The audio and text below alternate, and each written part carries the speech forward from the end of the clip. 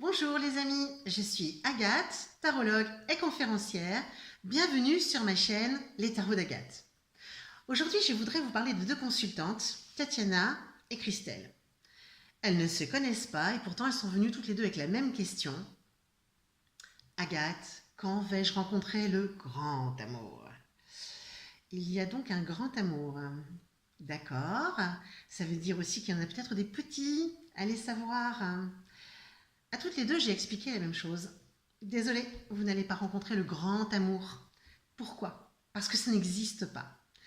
L'amour, en particulier le grand amour, le petit aussi d'ailleurs, eh bien c'est juste un sentiment. Donc vous ne pouvez pas rencontrer un sentiment. Par contre, vous allez rencontrer une personne. Une personne qui aura des qualités, qui aura des défauts, qui aura son histoire.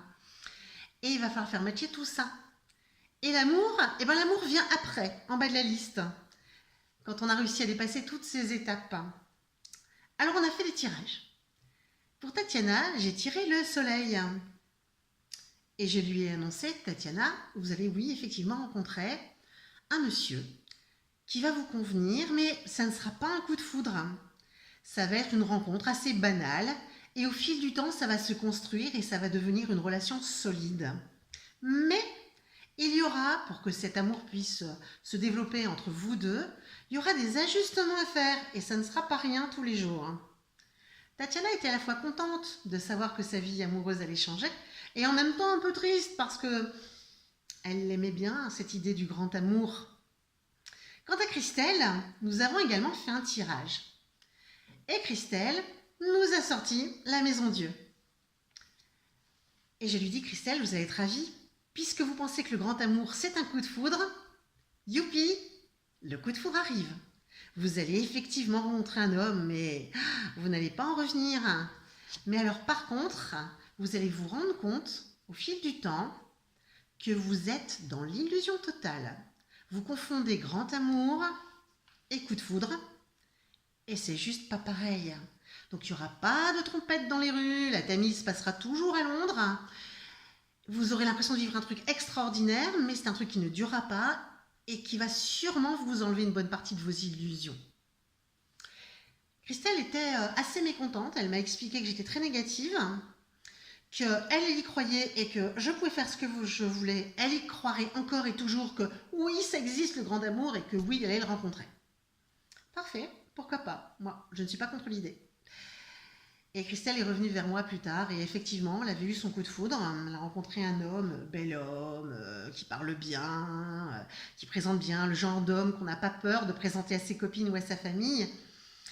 Seulement voilà, plus elle attendait de cet homme de l'amour, plus elle-même était amoureuse de cet homme, mais plus il était distant.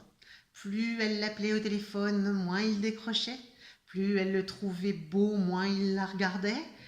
Une histoire parfaitement déséquilibrée dans laquelle elle était de plus en plus mal et en même temps elle persistait parce qu'elle se disait qu'elle n'était pas allée au bout, qu'il y avait sûrement quelque chose à vivre et qu'il fallait user le machin jusqu'au bout. Sauf que j'ai récupéré une Christelle dans mon cabinet en larmes et très très très très mal avec elle-même parce que il y avait de la violence dans cette rencontre et puis aussi de la violence finalement dans son illusion, puisque la vie est en train de lui prouver que ça ne se passait pas comme dans ses rêves et qu'elle avait en face d'elle une personne avec son tempérament, son histoire et ses défauts. On a refait un tirage et j'ai conseillé à Christelle de mettre fin à cette relation qui était quand même extrêmement nocive et polluante. Bon, elle n'a pas eu besoin de le faire puisque ce monsieur s'est empressé de le faire à sa place.